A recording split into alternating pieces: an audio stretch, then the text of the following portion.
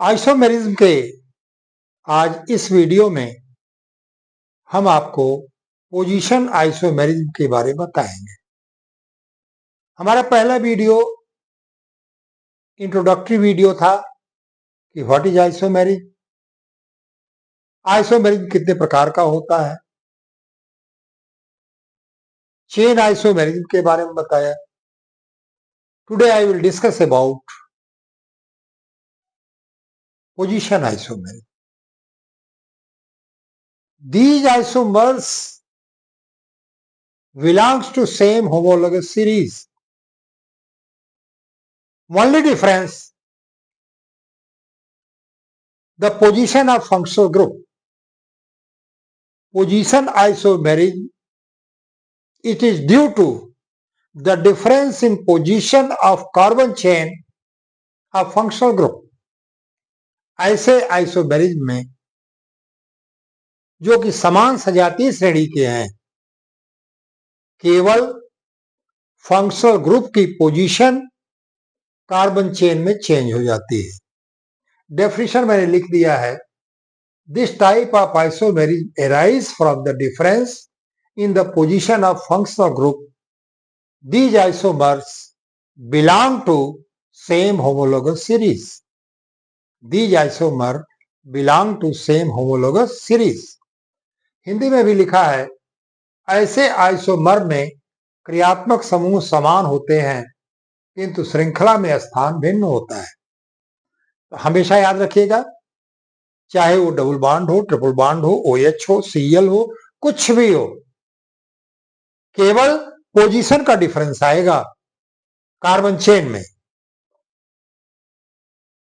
तो डेफिनेशन को आप लिख लीजिएगा, this isomerism arises due to the difference in the position of functional group in carbon chain. अब इसको मैं एग्जाम्पल से बताता हूं आपको। पहला एग्जाम्पल मैंने लिया C4H8। C4H8 that shows this compound is alkene। यह कंपाउंड जो है ये अल्कीन है। इसके दो आइसोमर हैं। हम इसका फॉर्मूला लिखते हैं, CH2 double bond CH CH2 CH3। ये पहला कंपाउंड है और इस पहले कंपाउंड में डबल बॉन्ड फर्स्ट कार्बन पे है, इसलिए ये क्या हुआ, butene 1 R1 butene, butene 1 R1 butene.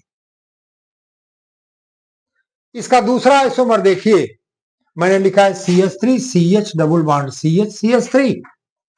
यहां मैंने काउंटिंग किया 1 2 3 4 double bond in this isomer, double bond situated on second carbon, so it is butene 2। इसमें डबल बॉन्ड जो है ये दूसरे कार्बन से जुड़ा हुआ है, इसलिए हो गया ब्यूटेन 2। केवल पोजीशन बदल गई, पहले में डबल बॉन्ड फर्स्ट कार्बन पे है और दूसरे में डबल बॉन्ड सेकंड कार्बन पे है। So they are both are different compound, first butene 1 and second butene 2। दूसरा मैंने लिया C3H8O। मॉलिक्यूलर फार्मूला को दूसरी तरह से भी लिख सकते हैं, C3H7OH। अब OH यहां पर फंक्शनल ग्रुप है।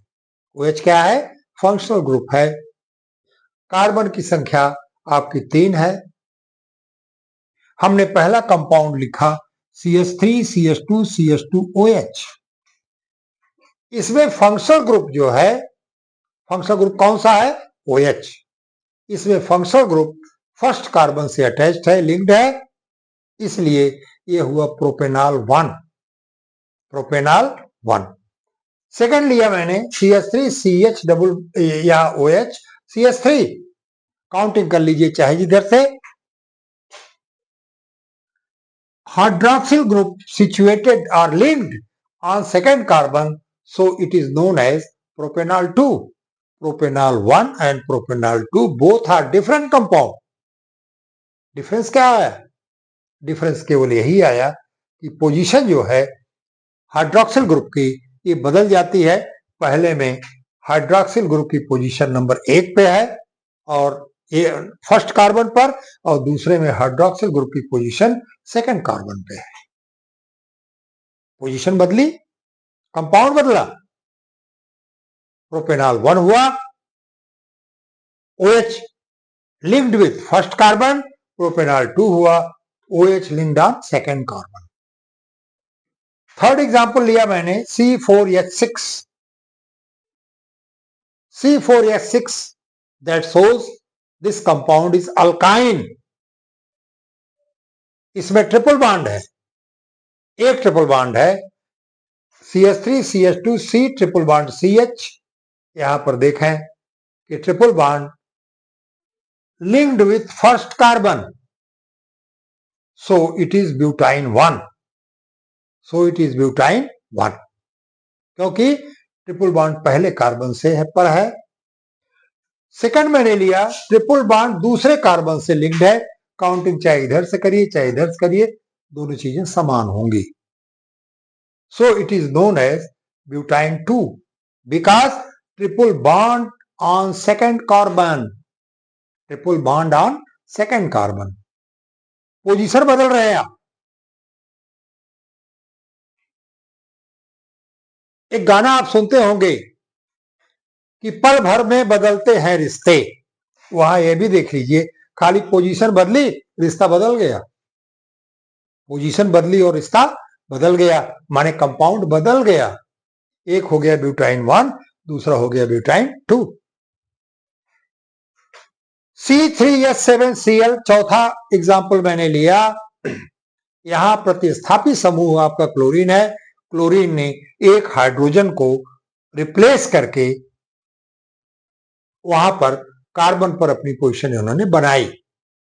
हमने किया CH3 CH2 CH2 Cl। अब यहां पर काउंटिंग आप इधर से करेंगे 1 2 3। Chlorine linked with first carbon, chlorine linked with first carbon, so this compound is 1-chloropropane, 1-chloropropane because chlorine on first carbon. यहां पर देखिए CH3 CHCl CH3, chlorine on second carbon, so it is 2-chloropropane, so it is 2-chloropropane। समझ रहे नहीं? Last मैंने लिया C6H4Cl2, C6H4Cl2 मैंने लिया। ये एरोमेटिक कंपाउंड है, बेंजीन है। बेंजीन का फार्मूला यह है C6H6। अब इसने दो क्लोरीन दो हाइड्रोजन को रिप्लेस करके बना दिया C6H4Cl2 बना। अब इसके 3 आइसोमर आएंगे। पोजीशन आर्थ्रो की होगी, पैरा की होगी और मेटा की होगी। पहला देखिए बनाया मैंने। हमेशा बेंजीन रिंग में कार्बन की काउंटिंग क्लॉकवाइज होती है। कार्बन की काउंटिंग कैसे होती है? क्लॉकवाइज होती है। 1 2 3 4 5 6। ठीक है। यहां पर पहले में क्लोरीन फर्स्ट और सेकंड कार्बन पे है, फर्स्ट और सेकंड कार्बन पे है, तो आप इसको क्या कहेंगे? 1,2-डाइक्लोरोबेंजीन लिख दिया है मैंने, one two dichlorobenzene because chlorine are first and second carbon.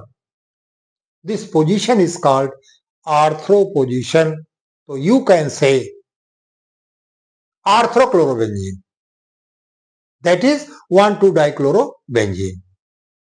दूसरा आइए, chlorine on first and fourth carbon, that is para position, that is para position.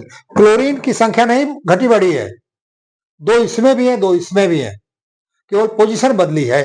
यहां 1 2 था, यहां 1 4 हो गया, तो आप इसका नोमेनक्लेचर करेंगे 1,4-डाइक्लोरोबेंजीन, 1,4-डाइक्लोरोबेंजीन और पैराक्लोरोबेंजीन, ये पैरा हो जाएगा। ठीक है। और इसका तीसरा आइसोमर है क्लोरीन और first and third carbon, that is meta position. You can say in IUPAC, that is one three dichlorobenzene. तो आप इसमें देखिए, बेंजीन वही है, एरोमेटिक रिंग वही है, केवल जो इसका सब्स्टिट्यूएंट ग्रुप है, प्रतिस्थापी समूह है, वो प्रतिस्थापी समूह पहले वाले में, इसको आप पहला कर लीजिए आइसोमर, इसको दूसरा आइसोमर कर लीजिए, और इसको आप तीसरा आइसोमर कर लीजिए। पहले में 1,2 पर है रिंग में, दूसरे पर 1,4 पर है, और तीसरे में 1,3 पर है। तो इस तरह से मैंने आपको 5 एग्जाम्पल दिए, और इस 5 एग्जाम्पल में मैंने आपको डबल बॉन्ड का भी दिया, ट्रिपल बॉन्ड का भी दिया, क्लोरीन का दिया, हाइड्रोक्सिल ग्रुप का दिया, और एरोमेटिक का भी दिया, जिसमें केवल पोजीशन बदली है और कंपाउंड बदल गए। पोजीशन बदली है और कंपाउंड बदल गए। वही नेचर में भी है। जब आप घर में रहते हैं तो अपने बच्चे रहते हैं, जब कॉलेज में जाते हैं तो स्टूडेंट बन जाते हैं, लड़का वही है, लड़की वही है। तो इस तरह से आपको पोजीशन आइसोमेरिज्म में आपको केवल क्रियात्मक समूह समान रखिएगा। क्रियात्मक समूह जो है आप उसको समान रखिएगा, केवल उसकी पोजीशन आप बदलते जाएंगे। जितनी पोजीशन बदल सकेगी उतने आइसोमर तैयार होते हैं। तो इस तरह से आज मैंने पोजीशन आइसोमेरिज्म को डिस्क्राइब किया। उम्मीद है कि आपकी समझ में आ गया होगा। आप इसको जूम करके आप पढ़ लीजिए, और जब आप इसको पढ़ लेंगे तो कोई प्रॉब्लम हो तो उस प्रॉब्लम को निश्चित रूप से क्रिएट कीजिए। मैं आपको फिर अपना व्हाट्सएप नंबर दे रहा हूं।